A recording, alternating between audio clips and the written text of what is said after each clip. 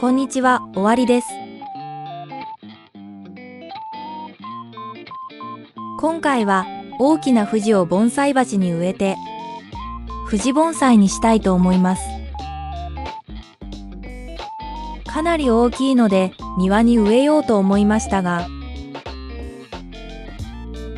さらに大きくなりすぎても管理が大変なので、なんとか収まりそうな鉢がありましたので、鉢植えで作っていこうと思います。今回はまだ花が咲かなくてもいい状態のものなので、芽が動き出す前に植え替えようと思います。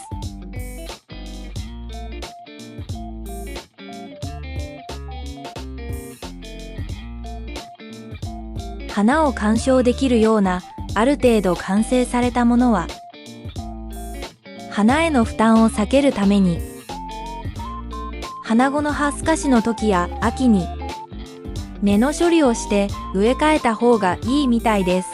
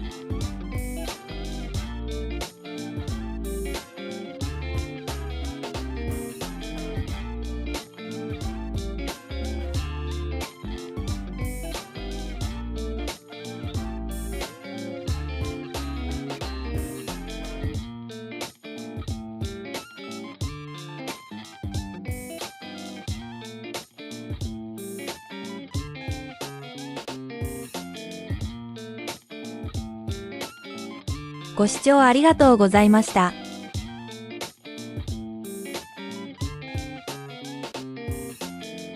よろしければグッドボタン、チャンネル登録よろしくお願いします。